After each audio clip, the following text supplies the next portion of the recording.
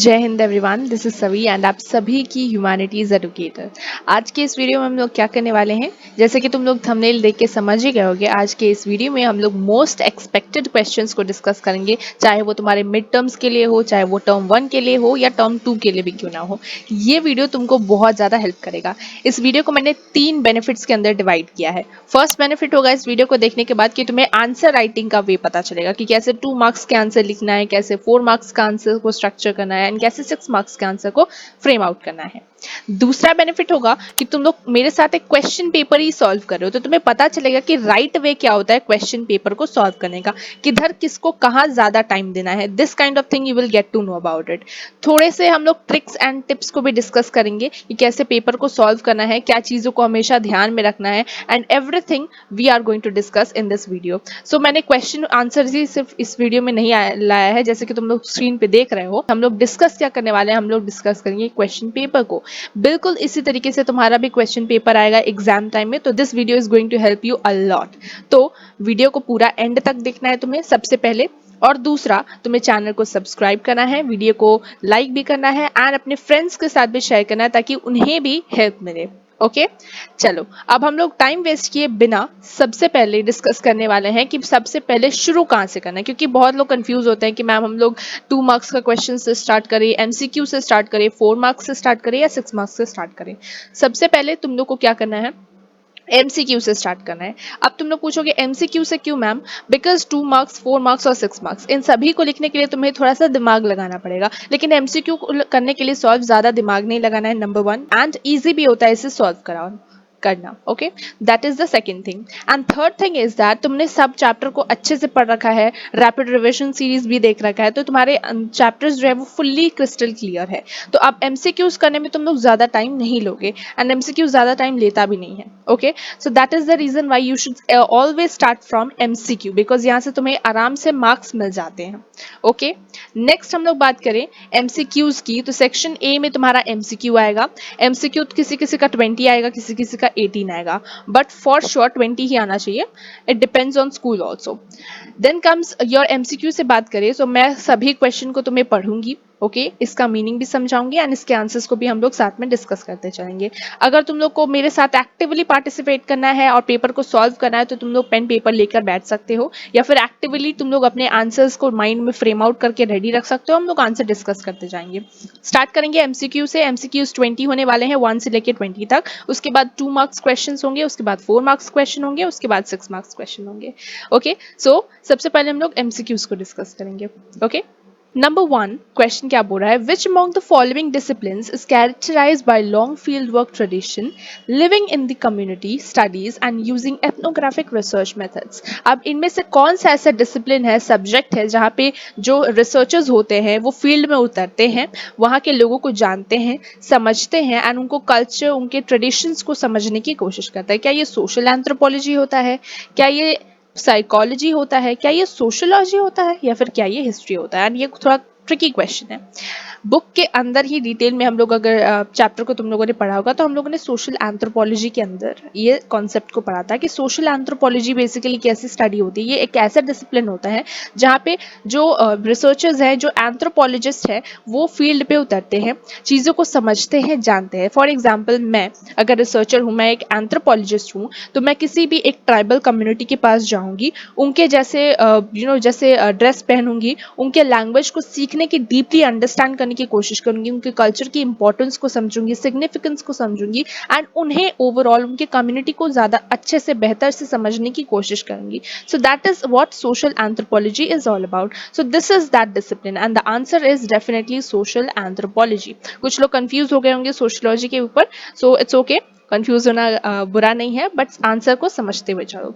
दूसरा क्वेश्चन क्या है, असर्शन रीजन टाइप का क्वेश्चन। सो यहाँ पे हर टाइप के क्वेश्चंस मिलेंगे, so this is going to again help you a lot, तो वीडियो को लाइक करना मत भूलना। ओके, असर्शन रीजन की बात करें, सो असर्शन क्या है, assertion बोल रहा है कि sociology in India also had to deal with Western writings and and ideas about Indian society that was not always correct and reason क्या बोल रहा है, these ideas were express both in accounts of colonial officials as well as western scholars. So assertion क्या बोल रहा है कि sociology जो है इंडिया में, अगर हम लोग सोशोलॉजी को इंडिया के पर्सपेक्टिव से देखें तो बहुत सारे आइडियाज और राइटिंग्स हैं जो वेस्टर्न कंट्रीज से इन्फ्लुएंस हुए हैं, या वेस्टर्न के लोग, वेस्ट के जो लोग हैं, ब्रिटिश लोग हैं टू बी मोर स्पेसिफिक, उन्होंने इंडिया के समाज के बारे में बहुत सी चीजें लिखी हैं, बट उन सभी चीजों में से काफी चीजें गलत साबित हुई हैं, ये असर्शन बोल रहा है। एंड रीजन क्या बोल रहा है कि ये जो आइडियाज है ये सिर्फ कॉलोनियल ऑफिशियल यानी कि ब्रिटिशर्स ने नहीं लिखा है, बट वेस्ट की और भी कंट्रीज ने इस टाइप की आइडियाज को लिखा है। तो क्या ये दोनों चीजें सही हैं, क्या असर्शन और रीजन सही है? एंड अगर सही है सो ऑप्शन ए आंसर होगा या ऑप्शन बी आंसर होगा? चलो ऑप्शन को पढ़ते हैं एक बार। असर्शन रीजन के ऑप्शन मैं अभी पढ़ दे रही हूँ, लेकिन बाद में जब भी असर्शन रीजन आएगा तो मैं सारे ऑप्शन को नहीं पढ़ूंगी, ठीक है, because we have less time. Option A की बात करें, both assertion and reason are true and reason is the correct explanation of assertion. Option B is assertion and reason दोनों सही है, but reason is not the correct explanation of assertion. Option C क्या बोल रहा है, assertion सही है but reason ही गलत है, एंड ऑप्शन डी क्या बोल रहा है कि assertion तो गलत है एंड reason बट सही है, ठीक है। सो अब इन सभी में से आंसर क्या होगा? And the right answer is option A. बिल्कुल, समाज के बारे में, सोशोलॉजी के बारे में बहुत से वेस्ट के लोगों ने लिखा है एंड गलत लिखा है, एंड ये जो आइडियाज है ये सिर्फ ब्रिटिशर्स ने नहीं, वेस्ट की और भी कंट्रीज ने या कंट्रीज ने भी लिखा है। Next comes question number 3 which is whose ideas lead to comparison of society with living organisms. हम लोगों ने पढ़ा था कि लिविंग ऑर्गेनिज्म से इस सोशोलॉजिस्ट ने कंपेयर किया था सोसाइटी को। Is it max weber, is it ऑगस्टी Comte, is it Charles Darwin या फिर कार्ल मार्क्स थे? And the right answer is again, यहाँ पे कंफ्यूज होने वाली बात ही नहीं है, चार्ल्स डार्विन थे। चार्ल्स डार्विन ने कॉन्सेप्ट दिया था कि जो ह्यूमंस होते हैं वो इवॉल्व होते हुए आए हैं, राइट। वो एक लिविंग सेल थे, उस लिविंग सेल से वो इंडिविजुअल्स एक ह्यूमंस कब बने, एक होमोसेपियन कब बनते हैं, जब वो जो भी रास्ते में परिस्थिति आती है, जो भी चैलेंजेस आते हैं उसे अडाप्ट कर पाए। अगर वो चैलेंजेस को फेस करते हैं और उससे अडाप्ट नहीं कर पाते तो वह वहीं पे खत्म हो जाते थे। सो यहाँ पे एज अ होल क्या बोल रहे हैं कि समाज में बहुत से चैलेंजेस आएंगे, बहुत सी कठिनाइयां आएंगी, बट जो ह्यूमंस उन सभी कठिनाइयों को सामना कर लेगा, सो वो एक समाज का मेंबर बन जाएगा, सोसाइटी का एक मेंबर बन जाएगा। Okay, so that he was trying to explain out. Next comes question number 4, who pointed out the presence of social presence of colonial and global past? Is it M.N. Srinivas, या Herbert Spencer, R.K. Lakshman या C. Wright Mills? And the right answer is again M.N. Srinivas. Next comes social classes, status groups, age, gender groups are example of what? Reference group, quasi group, peer group या secondary group? And again the right answer is quasi group. हम लोगों ने discuss कर रखा था quasi group मतलब क्या होता है। क्वासी ग्रुप मतलब ऐसा ग्रुप जिसमें ग्रुप के मेंबर्स को ही नहीं पता कि वो ग्रुप के मेंबर है। फॉर एग्जांपल एज ग्रुप में बहुत सारे लोग हैं, है ना। लेट्स सपोज कोई सर्वे निकला है इंडिया का, सो इंडिया के एज ग्रुप में बहुत से वुमेन्स है, बहुत से मेंस है, बट क्या हर एक वुमेन्स, हर एक मेंस एक दूसरे को जानते हैं? नहीं। ये बिल्कुल ऐसा हो गया कि तुम्हारे क्लास में बहुत सारे स्टूडेंट्स है, 70 to 80 स्टूडेंट्स, बट तुम हर स्टूडेंट को पर्सनली नहीं जानते हो। This is kind of quasi group. Okay, dash refers to patterns of regular and repetitive interactions between individuals or groups. A social group thus refers to collection of continuously interacting persons who share common interests, culture, values and norms within a given society. What is the right answer? Option is political structure, social structure, primary structure या secondary structure. And the right answer of this is social structure. मतलब हमारे society ऐसा जगह है जहाँ पे हम लोग repetitively interactions करते हैं, relationships को form करते हैं, लोगों से common interest and culture and history share करते हैं। So this is all about society, and society का डेफिनेशन क्या है कि it is a social structure. Okay, then comes next which is question number 7. The human relationships that are highly personal, intimate and enduring, those where a person's involvement is considerable if not total, as in the family, with the real friends or a close-knit group. And this phenomenon is known as what? Is it association, community, society or agreement? And the right answer again is very easy. Option number B, community. क्यों? Because community एक ऐसा group है, समाज का एक ऐसा group है जहाँ पे हाईली पर्सनल रिलेशंस होते हैं। जैसे फॉर एग्जांपल हमारा रिलेशन हमारी फैमिली के साथ, हमारे फ्रेंड सर्कल के साथ, हमारे क्लोज फ्रेंड्स के साथ, हमारे रियल फ्रेंड्स के साथ, या फिर हमारे कुछ इंपॉर्टेंट रिश्तेदार होते हैं तो उनसे हमारा जो रिलेशन होता है एकदम स्ट्रॉन्ग बॉन्ड होती है, तो that is comes under your community. Then comes the next thing, which is question number 8. Dash groups are relatively large in size, maintains formal and impersonal relationships. It is what? Is it primary, quasi, secondary or reference? Large in size होता है, formal and impersonal relationships basically हम लोग यहाँ पे देखते हैं. तो ऐसा कौन सा ग्रुप होता है? So it is what known as your secondary group. Secondary group में हमारा थोड़ा सा लार्ज होता है साइज एंड हमारे रिलेशनशिप्स फॉर्मल होते हैं, इम्पर्सनल होते हैं. Then is next is assertion reason का क्वेश्चन, जहाँ पे पूछ रहा है असर्शन क्या है. The term primary group is use to refer to a small group of people connected by intimate and face to face association and cooperation. Reason क्या है? School, government office, hospitals and etcetera are examples of your secondary groups. अब तुम्हें पता करना है कि assertion सही है या नहीं, रीजन सही है या नहीं. एंड यहाँ पे अगर हम लोग देखें तो दोनों का दोनों ही सही है, बट क्या इन दोनों में रिलेशनशिप्स है? अगर असर्शन एक्सप्लेन कर रहा है रीजन को या इन दोनों में रिलेशनशिप है, then option A will be right. And अगर इन दोनों में रिलेशनशिप नहीं है, then option B will be right. एक के बारे में एक है असर्शन जो कि प्राइमरी ग्रुप की बात कर रहा है एंड रीजन सेकेंडरी ग्रुप की बात कर रहा है. तो दोनों में रिलेशंस नहीं है, ठीक है, दोनों अलग अलग ग्रुप्स है. So that is the reason why option number B will be correct. First you have to see कि असर्शन सही है कि नहीं, देन रीजन सही है कि नहीं, देन दोनों में कनेक्शन है कि नहीं, then you will get to know about the right answer. Okay, then comes question number 10, that is, as a result of dash processes, family and kinship are subject to change and transition, but the cause of change does not have to be the same in all countries and regions. Furthermore, transition do not always implies that previous standards and structures are fully obliterated. Continuity and change coexist. अब ये थोड़ा confusing question है, तो यहाँ पे ध्यान देने की जरूरत है. इसमें ऐसा कौन सा process होने वाला है इन सभी options में से जिसमें हम लोग देखते हैं कि family और kinship जो है वो समय के साथ साथ change होता रहता है. For example, industrial revolution जब आया था तो पहले के टाइम पे family जो है joint family थी, extended families हुआ करती थी. अचानक से nuclear family की तरफ लोगों का झुकाव हुआ, ठीक है. सो समाज में इस तरीके से फैमिली और किनशिप का जो रिश्ता है वो थोड़ा सा चेंज हुआ. वेराज कहीं कहीं हम लोग देखते हैं कि आज भी जॉइंट फैमिलीज प्रेवलेंट है या फॉलो की जाती हैं. सो कंटिन्यूटी एंड चेंज जो है वो बैलेंस आउट करते रहते हैं. बट ऐसा कौन सा प्रोसेस है जहाँ पे ट्रांजिशन और इससे जो है चेंज आता है कंट्रीज में, रीजन्स में, एंड कहीं ना कहीं इफेक्टेड होता है इकोनॉमी से. So is it sustainability, patrilocal, micro economic और macro economic? And the right answer is macro economic. थोड़ा सा यहाँ पे सेंस लगाओगे. सो मैक्रो इकोनॉमिक क्यों? बिकॉज यहाँ पे ऑल कंट्रीज एंड रीजन्स की बात हो रही है. कंट्री और रीजन जो है वो बड़े स्तर पे चीजों को अफेक्ट करता है. जब हमारे समाज में चेंजेस आता है, हमारे फैमिली, हमारे किनशिप में चेंजेस आता है एंड वो कंट्री को अफेक्ट करे, कोई बड़े से रीजन को अफेक्ट करे, so that comes under your macro economic. Okay, macro economic मतलब एक ऐसा डिसिप्लिन होता है जहाँ पे हम लोग मैक्रो लेवल पे या बड़े लेवल पे चीजों को समझ रहे होते हैं, like economic system and all this things. Then comes question number 11, which is one of the main features of modern society is an enormous expansion of dash. We all are independent on an immense number of other workers stretching right across the world for products and services that sustain our lives. With few exceptions, the vast majority of people in modern society do not produce the food we eat, the house they live in, और the material goods they consume. So यहाँ पे क्या लिखा हुआ है कि ऐसी बहुत सी चीजें हैं. फॉर एग्जांपल आजकल के टाइम में, मॉडर्न टाइम में हम लोग इतने इंटरडिपेंडेंट हो गए हैं कि जिस घर में हम रहते हैं उस घर के एक एक ईंटे को जोड़ के हम लोगों ने उस घर को बनाया नहीं होता है, राइट. जो मोबाइल हम लोगों ने यूज कर रहे हैं वो मोबाइल हम लोगों ने नहीं बनाया.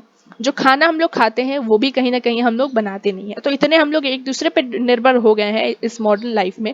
इसमें से तुम्हें बताना कि ये कौन से इंटरडिपेंडेंस, कौन से टाइप ऑफ इंटरडिपेंडेंस का एग्जांपल यहाँ पे दिया हुआ है in this extract.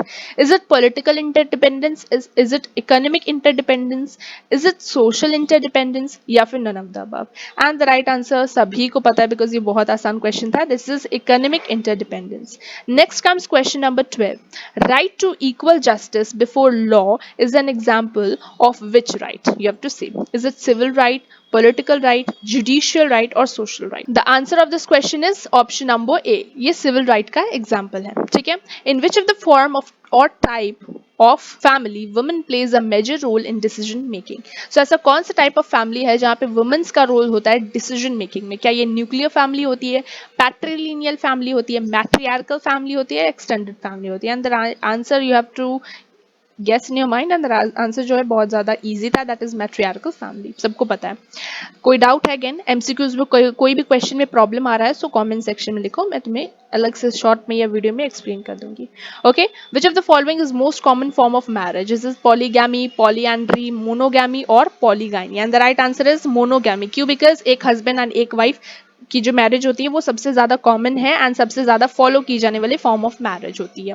Which of the following right includes right to own property? And again the right answer is civil rights. Okay, then comes who is the founder, basically who is the founder of functional school of anthropology? मैंने बताया था video के अंदर, ये बहुत important है, इनका नाम याद रखना, तुम लोग को याद होगा, मैंने बताया था। एंड जिन्होंने वीडियो नहीं देखा है वो जाके देख लो, because that's one short video as well as rapid revision video और साथ में अंतिम प्रहार video already available of all the chapters. This is going to really help you a lot in your examinations.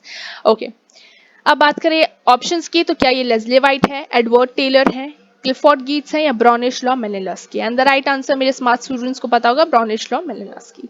Which of the following constitute three dimensions of culture? हम लोगों ने three dimensions of culture को पढ़ा था, तो क्या था three dimensions of culture? You have to write in the comment section.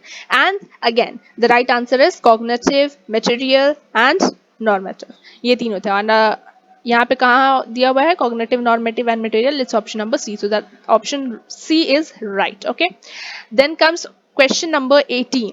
Who had placed a comparable emphasis on culture as a means of adding meaning to objective reality? Is it Edward Taylor, Bronislaw Malinowski, Leslie White या Clifford गीट्स? तो इनमें से देखो, हम लोगों ने पढ़ा था कि हर सोशियोलॉजिस्ट ने कल्चर का एक अलग अलग डेफिनेशन दिया, तो यहाँ पे पूछा है कि ये जो डेफिनेशन है culture as a means of adding meaning to objective reality, ये किसने बताया था?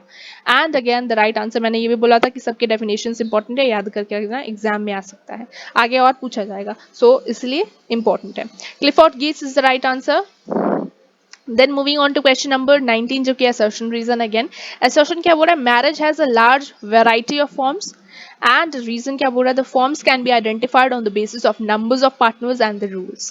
So दोनों के दोनों क्या है? सही है या गलत है? कोई गलत है तो फिर तुम्हारा ऑप्शन नंबर सी और डी में होगा। अगर सही है दोनों तो उनके रिलेशनशिप्स को पता करना होगा, and on the basis of that you have to say that is it option A or B.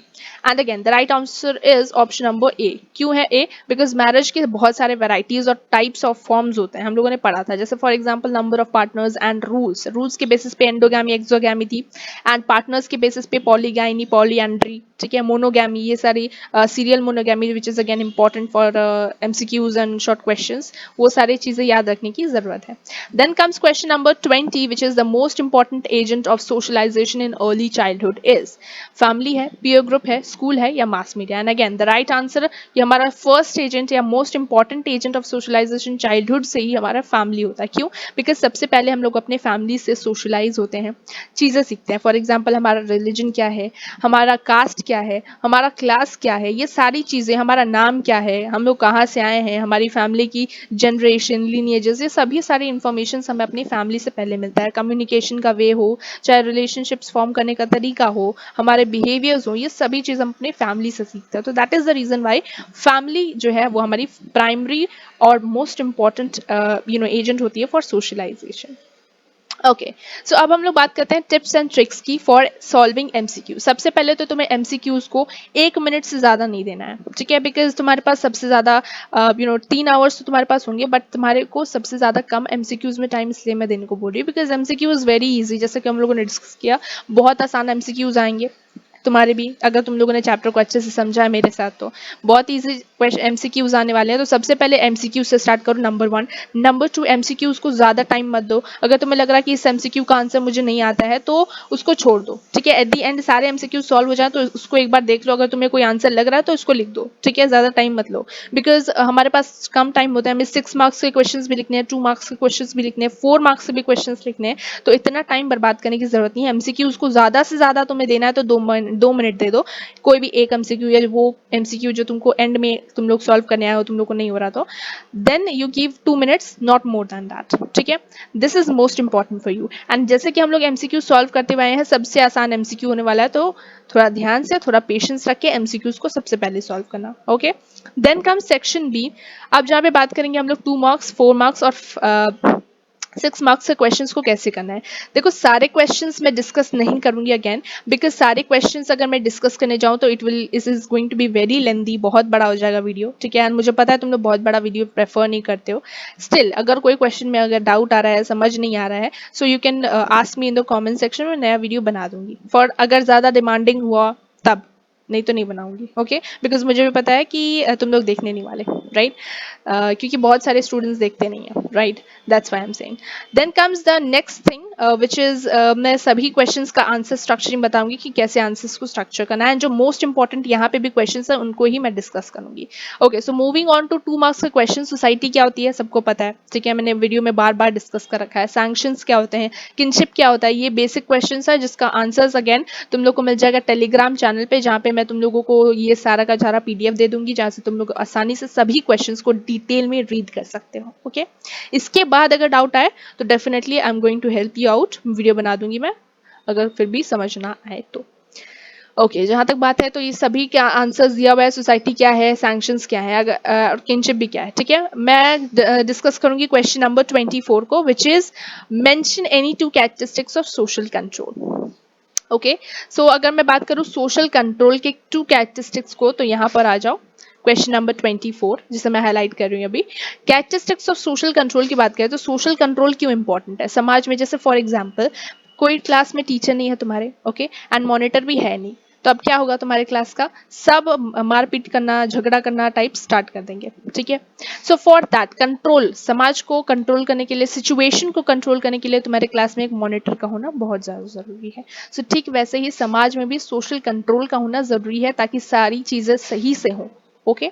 So that is all about social control. अगर 2 कैरेक्टरिस्टिक्स की बात करें तो नॉर्म्स को इन्फोर्स करना एंड वैरायटी ऑफ मेथड्स होता है। Norms को इन्फोर्स करना मतलब बहुत से लॉज होते हैं, रूल्स होते हैं, रेगुलेशंस होती हैं जो गवर्नमेंट बनाती है, तो उसको सोसाइटी में फॉलो करवाना सभी से, ये काम होता है हमारा समाज के कंट्रोल को स्टैब्लिश करने वाला। मतलब जब भी हम अपने समाज को कंट्रोल करते हैं तो बहुत सी चीज़ों को हम, बहुत से मैकेनिज्म को यूज़ करते हैं ताकि लोग जो है वो समाज के लॉज का पालन करें।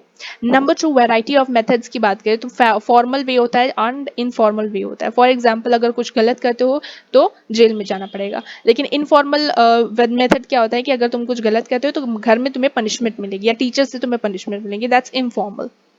So these are the 2 characteristics which you can include in your writing. अब आंसर राइटिंग का पैटर्न तुम लोग देख रहे हो, 2 मार्क्स का है, 2 पॉइंट से ज्यादा नहीं, क्योंकि टीचर के पास बहुत ज्यादा टाइम नहीं होता है कि तुम्हारा आंसर को 10 घंटा बैठ के चेक करे। सो इसीलिए तुमको क्या करना है, सिर्फ 2 पॉइंट वो टीचर देखेगी जो तुम्हारा स्क्रीन पे दिख रहा है। ये दो पॉइंट है, मैंने हाईलाइट कर रखा है, enforcement of norms and variety of methods. ये 2 पॉइंट तो ही देख के मैम मार्क्स दे देगी तुम्हें। सो इसी टाइप के पॉइंट वाइज 2 पॉइंट्स एंड उसको फर्दर 2 लाइन में एक्सप्लेन कर दो, that will be more than enough for your answer writing of 2 marks. And ऐसे तुमको देखने को मिलेगा next question.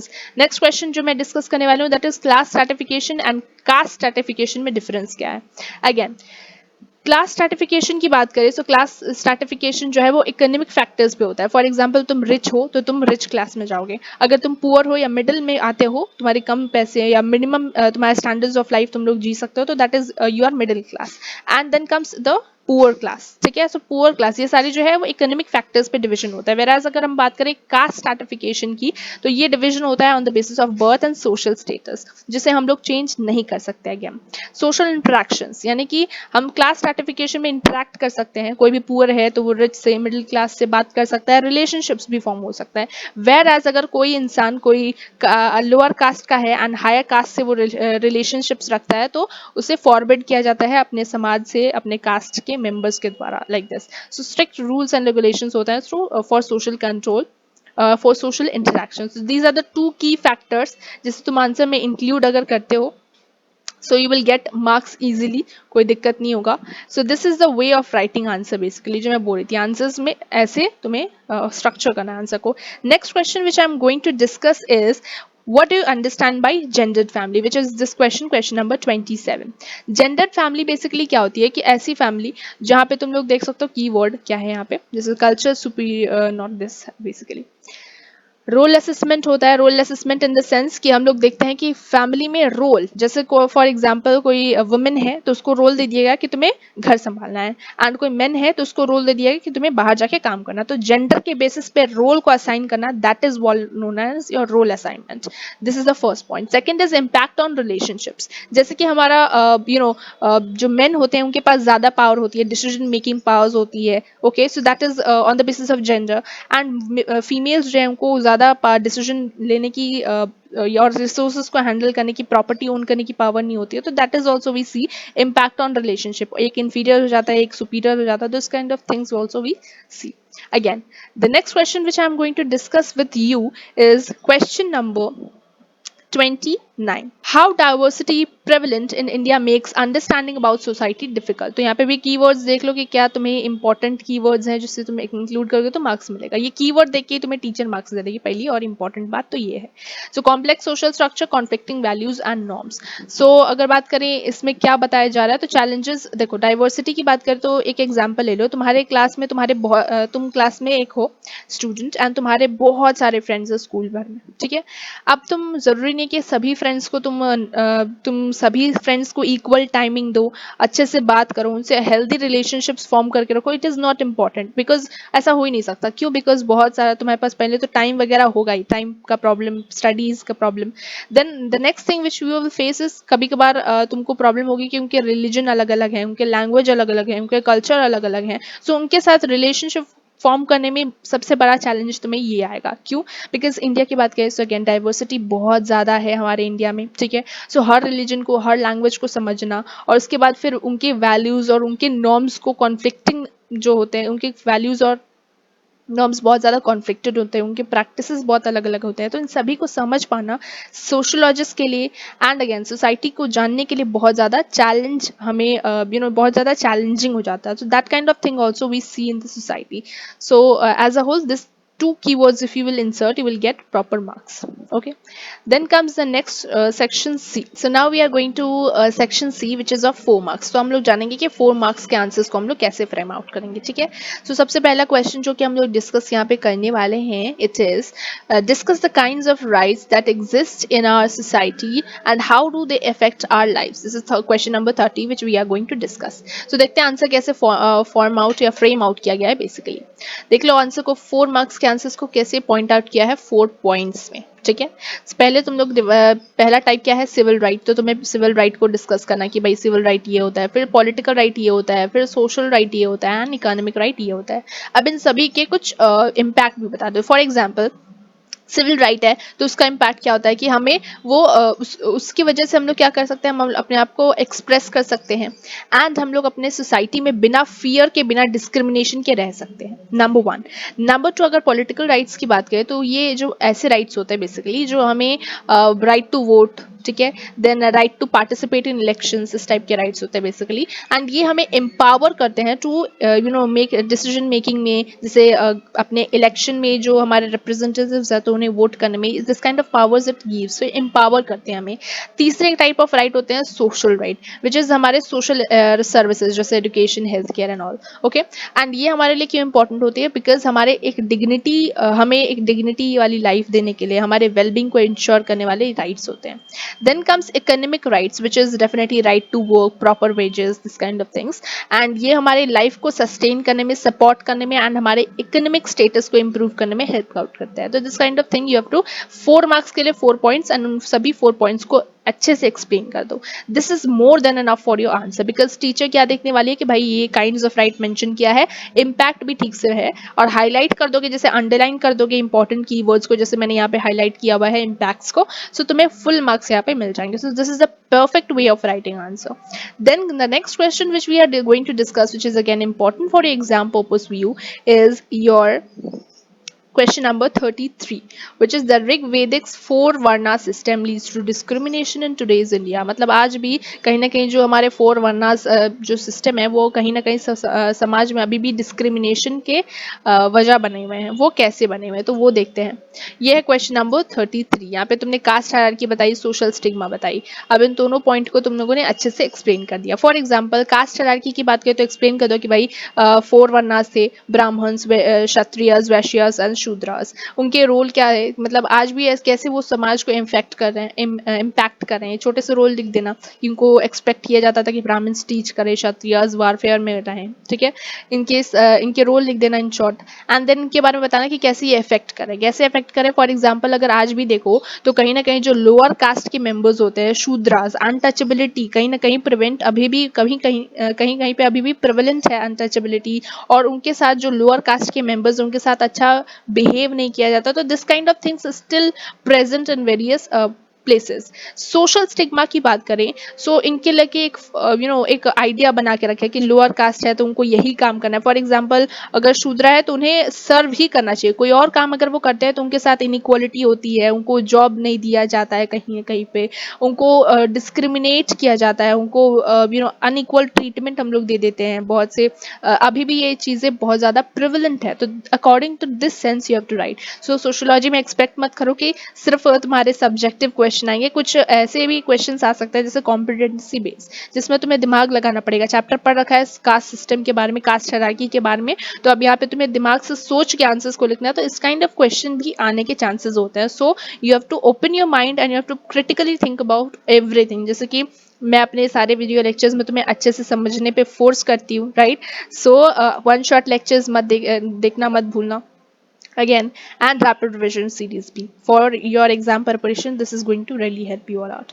Then comes the next question which we are going to discuss is question number 34, जो कि पूछ रहा है, क्या पूछ रहा है कि कैसे हम लोग डिमॉन्स्ट्रेट कर सकते हैं different dimensions of culture comprises as a whole. मतलब डिफरेंट डायमेंशंस ऑफ कल्चर हम लोगों ने डिस्कस किया, जैसे जिसमें कॉग्निटिव आता है, नॉर्मेटिव आता है एंड हमारा मटेरियल आता है। अब ये तीनों कैसे कनेक्टेड है, इसका एक बेस्ट एग्जाम्पल दे रही हूँ मैं। वैसे तो तुम्हें आंसर का स्ट्रक्चरिंग देखना होगा, तो देखो आंसर का स्ट्रक्चरिंग कैसे किया है। फर्स्ट तुम लोग एक बता सकते हो कि नॉर्मेटिव क्या है, कॉग्निटिव क्या है, मटेरियल क्या है, एंड एंड में कंक्लूजन दे सकते हो। So this is going to be your 4 points for 4 marks. अगर ऐसे करते हो तो फुल मार्क्स मिल जाएंगे, तुम्हें चिंता करने की बिल्कुल जरूरत ही नहीं है। अब इसका एग्जाम्पल क्या दे रही थी मैं, वो सुनो। पहला, हमारे पास ज्ञान होता है, जैसे फॉर एग्जाम्पल तुमको तुम्हारी मम्मी फोन ला के दे दी, ठीक है। अब तुम्हारे कुछ वैल्यूज है, तुम्हारे कुछ रूल्स है, तुमने कुछ सीखा है अपने फैमिली से, ठीक है, तुम्हारा रिलीजन है, तुम्हारे कुछ पर्सनैलिटी है, ठीक है, एक फॉर्म हो तुम। फॉर एग्जाम्पल तुम्हें फोन मिल गया तो तुम फोन में कुछ भी देख सकते हो, न्यूज देख सकते हो, पॉडकास्ट देख सकते हो, या फिर टाइम वेस्ट कर सकते हो, गेम खेल सकते हो, कुछ भी कर सकते हो। बट तुम्हें पता है कि क्या चीजें सही है, क्या चीजें गलत है, right. So cognitive dimension is all about तुम्हारी अंडरस्टैंडिंग, तुम्हारा परसेप्शन, तुम्हारी थिंकिंग, ओके। एंड यहाँ पे मटेरियल थिंग क्या होगा तुम्हारा, यहाँ पे फोन, ओके। अब based upon your values, based upon your rules regulations, जो तुमने अपने समाज से सीखा, अपने फैमिली से सीखा है, वही तुम उसे इम्प्लीमेंट करो। एंड तुम गलत चीजों को ना देख के अपनी स्टडीज के रिलेटेड इन्फॉर्मेशन देख रहे हो, तुम लोग अपने स्टडीज से रिलेटेड वीडियो देख रहे हो, तो that is what known as your showing your personality, number one. Number two, it is the example which is showing that these three are interconnected. हमारी सोच, कग्निशन, हमारी नॉलेज, कग्निशन, हमारे norms, rules, regulations जो हम सीखते हैं समाज से, एंड हमारा जो मटेरियल है, ये तीनों इंटरकनेक्टेड होते हैं, ठीक है। And this is all about your answer. अगर कोई अभी भी डाउट रह गया तो again you can ask me in the comment section. So हमारे जो तीनों के तीनों डायमेंशंस है उस पर हम लोग इंटरकनेक्टेड हैं, एंड हमारे लाइफ को लीड करने में, हमारे एक्सपीरियंसेस को फॉर्म करने में इन तीनों के तीनों ही फैक्टर्स का, डायमेंशंस का बहुत इंपॉर्टेंट रोल होता है। Moving on to the next question of the part, which is cite the difference between ethnocentrism and cosmopolitanism. Again कैसे दिखना है आंसर, 4 पॉइंट्स लिखना है तो 4 पॉइंट्स भी तुम लोग डायरेक्टली लिख सकते हो। बेस्ट है कैसे कि सबसे पहले तुम लोग एक इंट्रोडक्शन दे दो of ethnocentrism and cosmopolitanism, number 1। Number 2, ethnocentrism क्या है, नंबर 3 कॉस्मोपोलिटनिज्म क्या है, एंड नंबर 4 एक कंक्लूजन दे दो। This is the best way of writing of answer. अगर डायरेक्ट क्वेश्चन पूछे तो हमेशा यही करना है, 3 चीजें दिमाग में रखनी है कि आंसर में अगर 6 मार्क्स हो चाहे 4 मार्क्स हो, इंट्रोडक्शन देना है, कंक्लूजन देना है, और बीच में अपने जो मेन क्वेश्चन पूछा गया है उसको डाल देना है। So this will help you out कि तुम्हें 4 में से 4 दिला दे, ओके, या 6 में से 6 भी दिला दे। So this is very important for you. Then comes ethnocentrism and cosmopolitanism का अगर मैं एक्सप्लेन करूँ तो हम लोगों ने डिस्कस किया था, जैसे फॉर एग्जांपल ब्रिटिशर्स जो हैं वो अपने आप को समझते थे कि मैं इतनी सुंदर हूँ कि मैं क्या करूँ types, right. So ethnocentrism is all about that, जहाँ पे लोग सोचते हैं कि मेरा कल्चर बेस्ट है, मैं बेस्ट हूँ और मेरे से ज्यादा बेस्ट तो कोई हो ही नहीं सकता। This is ethnocentrism. Whereas cosmopolitanism is all about कि जहाँ पे हम लोग मानते हैं कि हाँ भाई सब अपने अपने बेस्ट ही हैं, सबका कल्चर अपने अपने में बेस्ट है एंड हम लोग को सबकी रिस्पेक्ट करनी चाहिए, एक दूसरे के साथ कोऑपरेट करना चाहिए एंड मिलजुल के रहना चाहिए. सो दिस इज अबाउट कॉस्मोपॉलिटनिज्म जो कि इंडिया में प्रेवलेंट है. हम सभी कल्चर्स को इक्वली रिस्पेक्ट करते हैं, सभी ट्रेडिशंस को इक्वली एंड सभी लैंग्वेज को इक्वली रिस्पेक्ट करते हैं. This is all about your cosmopolitanism. And एक कंक्लूजन दे दो कि भाई एथनोसेंट्रिज्म सुपीरियोरिटी को दिखाता है कि कल्चर सुपीरियोरिटी होती है. कॉस्मोपॉलिटनिज्म जो है वो इंक्लूसिविटी और ग्लोबल डाइवर्सिटी को प्रमोट करता है. So that at the end you can write. Okay, moving on to the next question of today, that is the next one, which is question number 35. peer groups जो है वो extremely important होते हैं हमारे socialization के लिए. explain out करो. so हाँ जी बिल्कुल important होते हैं. तो आपको इसको 4 marks में लिखना है. तो क्या कर सकते हो, सबसे पहले पीयर ग्रुप का डेफिनेशन दे दो, रोल दे दो, फिर इम्पैक्ट ऑन डेवलपमेंट जैसे सोशल स्किल में कैसे हेल्प करता है, आइडेंटिटी फॉर्मेशन में. तो ये 4 पॉइंट्स हो गए. ठीक है, टू मेन हेडिंग्स एंड 4 सब पॉइंट्स. इससे 4 पॉइंट्स हो जा रहे हैं एज अ होल तुम्हारे. एंड तुम्हें यहाँ से क्या लिखना है तुम वो डिस्कस कर रहे थे. ठीक है, तो ऐसे आंसर को स्ट्रक्चरिंग करोगे तो फुल मार्क्स तुम्हारे बनने तय हैं. ओके, नाउ डेफिनेशन की बात करें तो पीयर ग्रुप्स वो होते हैं जैसे इंडिविजुअल ऑफ सेम एज या same social status. For example तुम्हारे क्लास में तुम सभी सेम एज के हो, सो that is your peer groups. Okay, वो सभी तुम्हारे पीयर्स होते हैं. वो कैसे तुम्हारे हेल्प करते हैं, तुम्हारे आइडियाज को, तुम्हारे एक्सपीरियंसेस को शेप करते हैं, नंबर 1. नंबर 2, वो तुम्हारे सोशलाइज करते हैं, तो वो तुम्हें हेल्प आउट करते हैं to form your attitudes and कहीं ना कहीं सोशल स्किल, वो तुम्हारे डेवलपमेंट में, तुम्हारे कम्युनिकेशन में, तुम्हारे कॉपरेशन में, इन सभी चीज़ों में हेल्प करते हैं. फॉर एग्जाम्पल कभी तुम लोगों ने ग्रुप एक्टिविटीज़ की हो, राइट. सो इन सभी ग्रुप एक्टिविटीज से करने से क्या होता है, ग्रुप प्रोजेक्ट्स करने से क्या होता है, तुम्हारा सोशल स्किल बढ़ता है. तुम लोगों से बात करना सीखते हो, अपनी आइडेंटिटी फॉर्मेशन करते हो, अपनी पर्सनालिटी डेवलपमेंट करते हो, like this. And comes the identity formation. Identity formation in the sense कि हमारे पर्सनल एटीट्यूड, पर्सनल आइडेंटिटी को भी फॉर्म करने में हेल्प करता है. फॉर एग्जाम्पल अगर मैं ग्रुप एक्टिविटी में पार्ट ली हूँ तो मेरा रोल ऐसा था, मैंने ऐसे परफॉर्म किया, तो मुझे पता चलेगा ना कि भाई हाँ मैं इस चीज़ में बहुत अच्छी हूँ. फॉर एग्जाम्पल ग्रुप एक्टिविटी था कि मुझे स्पीच देनी थी एंड मैंने स्पीच बहुत अच्छे से दी, तो इससे मुझे पता चलता है कि मेरी जो कम्युनिकेशन स्किल है वो परफेक्ट है या बढ़िया है. ठीक है, मुझे और काम करने की जरूरत है but still it is very good. So that is identity formation. कहीं ना कहीं हमें पता चलता है कि हम इंट्रोवर्ट हैं या एक्सट्रोवर्ट हैं या एम्बिविएंट है. This kind of things we get to know and at the end if you want you can give a conclusion also. So 4 points दे दो like this and this is the best way of writing your answer. Okay, ऐसे भी तुम लोग कर सकते हो कि 1 तुम peer groups का definition दे दो and 3 important तुम्हारे कोई भी तुम्हारे दिमाग में importance हो जैसे social skill, identity formation, role, इन तीनों को एक point में रख सकते हो. तो this is also best way of writing your answer. Next question today we are going to discuss is from section D which is comprising of 6 marks. Okay, यहाँ पे एक passage दिया हुआ है जिसे तुम्हें read करना है and इसके basis पे question क्या पूछ रहा है कि श्रीनिवास कौन थे and ये paragraph क्या बता रहा है माइग्रेशन से रिलेटेड, रेफरेंस ग्रुप क्या होता है.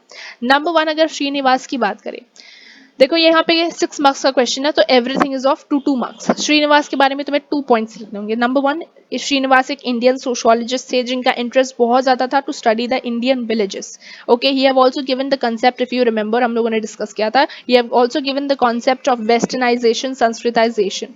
Okay, then the next point you can give is what is westernization, Sanskritization, उसे एक्सप्लेन कर सकते हो एंड उनकी आइडियाज को फर्दर लिख सकते हो. That will be also best. अगर कुछ लोग हैं जिन्होंने याद है कि डेट ऑफ बर्थ क्या है श्रीनिवास का, उनकी इंपॉर्टेंट बुक क्या है, तो वो भी तुम लोग यहाँ पे 2 मार्क्स के हिसाब से इंक्लूड कर सकते हो. 2 पॉइंट ही देने, ज्यादा देने की जरूरत नहीं है. Number 1 Indian sociologist, number 2 contributions. ऐसे करके तुम उन पॉइंट्स को, उन्हीं हेडिंग्स को एक्सप्लेन आउट कर सकते हो. What the paragraph indicate about, what is the paragraph indicating about migration. So ये माइग्रेशन के बारे में बेसिकली ये पैराग्राफ क्या बता रहा है, मैं रीड नहीं कर रही because we have less time. So again ये पैराग्राफ बता रहा है कि माइग्रेशन जैसे इन ग्रुप आउट ग्रुप के बारे में हम लोगों ने पढ़ा था.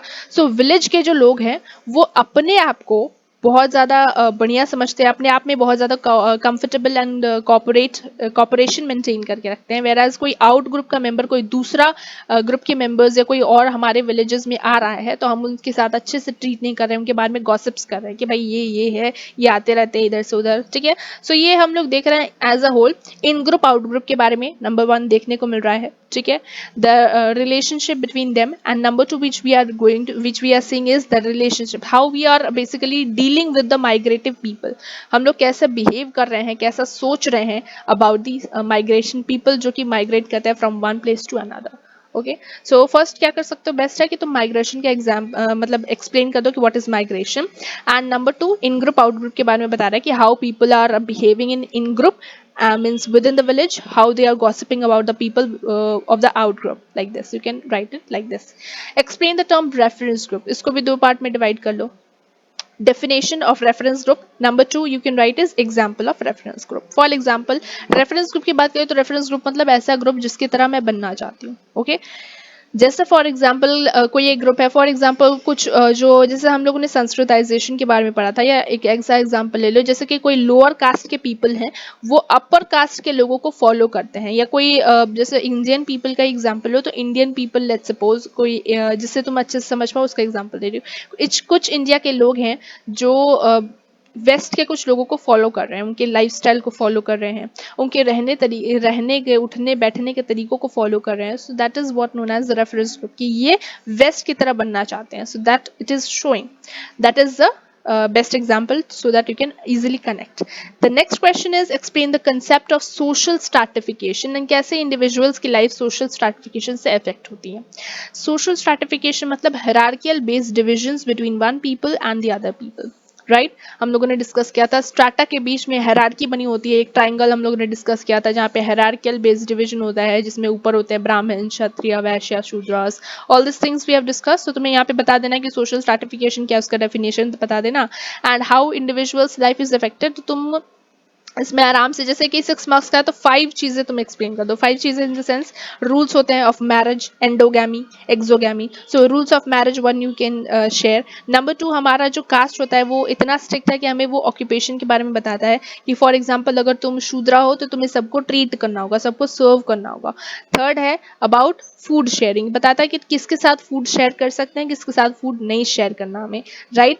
देन हम लोग बात कर सकते हैं दैट इट इज फिक्स्ड. अगर कोई भी फिक्स्ड मतलब कि हमारा जो स्ट्रिक्ट रूल्स एंड रेगुलेशंस है, साथ में जो हायरार्की है वो फिक्स्ड होती है. कोई भी रिलेशनशिप्स जो है वो बहुत हार्ड होता है between any member of Shudra and upper Brahmin people और क्षत्रिय पीपल. सो स्ट्रिक्टनेस देखने को मिलती है, सेगमेंटल डिविजन्स होती हैं, ठीक है. Number 5, so all this things you can write and explain it out. Okay, these are the keywords which I am saying, food sharing, marriage, then your strict rules and regulations, all these things are जो मैंने बताया अभी भी, that was a keyword जिसको तुम further explain out कर सकते हो. नेक्स्ट है what you understand by primary group. Primary group के बारे में क्या समझते हो एंड इंपॉर्टेंस बताओ ऑफ प्राइमरी ग्रुप. तो इसके बारे में भी अगर तुम्हें 6 मार्क्स लिखना है तो नंबर 1 प्राइमरी ग्रुप क्या होता है, नंबर 2 उसके एग्जांपल दे देना. अब 2 पॉइंट्स दे दिए तुमने, बाकी कितने पॉइंट्स बचे हैं तुम्हारे, 4 बचे. 4 पॉइंट्स अब तुम क्या करोगे, 4 में इंपॉर्टेंस बता दो कि प्राइमरी ग्रुप इंपॉर्टेंट है तो वो क्यों है, ठीक है. Number 1 what is primary group. Primary group मतलब ऐसा ग्रुप जो कि थोड़ा स्मॉल इन साइज होता है, जहाँ पे हमें इंटीमेट रिलेशनशिप्स होते हैं, फेस टू फेस रिलेशनशिप्स होते हैं. इसका एग्जांपल हो गया फैमिली, देन क्लोज फ्रेंड्स, ठीक है. एंड इंपॉर्टेंस की बात करें तो बता देना कि भाई हमारे डेवलपमेंट में बहुत ज़्यादा हेल्प करता है, हमारे सोशलाइजेशन में बहुत ज़्यादा हेल्प करता है. नंबर 2. नंबर 3 हमारे सोशल स्किल्स को फॉर्मेशन में हेल्प करता है, हमें आइडेंटिटी फॉर्मेशन में बहुत ज़्यादा इंपॉर्टेंट रोल प्ले करता है हमारा primary group. So these are the 4 points I just said. So यहाँ से हमारे 6 पॉइंट्स हो जाएंगे complete of what is primary group and its importance again. So this is how you have to write the answers of 6 marks questions. So I hope सब कुछ समझ में आ गया है. हम लोगों ने डिटेल में डिस्कस किया कि सबसे पहले हम लोग को MCQ सॉल्व करना चाहिए, फिर हम लोग सेक्शन बी में जाएंगे, 2 मार्क्स के क्वेश्चन लिखेंगे, बिकॉज इसमें भी बहुत ज़्यादा है नहीं. जैसे मैंने बोला कीवर्ड को ध्यान रखोगे तो आंसर लिखने में ज़्यादा टाइम नहीं लगेगा. बस वो कीवर्ड आंसर में याद आ गया तो कीवर्ड को एक्सप्लेन करना है, nothing else you have to remind. Just keywords बनाने में जब भी मेरे साथ पढ़ो तो कीवर्ड्स पे ध्यान दो जो मैं एक्सप्लेन करूँ, एंड उस कीवर्ड्स को अगर तुम अपने आंसर में लिख रहे हो तो तुम्हारे कोई भी टीचर हो वो आंसर काटेगी ही नहीं, ठीक है. And the way I said, अगर तुम उस वे में लिखते हो तो तुम्हारे मार्क्स फुल आने तो बनते हैं, ठीक है. अगेन सो आई होप जो भी हम लोगों ने इस वीडियो में डिस्कस किया वो बहुत ज़्यादा हेल्पफुल रहा तुम्हारे लिए, बहुत ज़्यादा इंपॉर्टेंट भी था. अगेन कोई भी डाउट है तो कमेंट सेक्शन में रीच करो, ठीक है. कोई क्वेश्चन नहीं समझ में आया तो उसके लिए भी कमेंट सेक्शन में रीच करो again. And till then take care, मिलते हैं नेक्स्ट वीडियो में. अगर कोई डाउट है, कोई और वीडियो चाहिए तो बता दो पहले ही, ठीक है. And all the best for your examination. I hope सबके बहुत बहुत बहुत अच्छे नंबर आए, एंड चैनल के साथ जुड़े रहना बिल्कुल मत भूलना, ठीक है. टिल देन टेक केयर, मिलते हैं नेक्स्ट वीडियो में. बाय.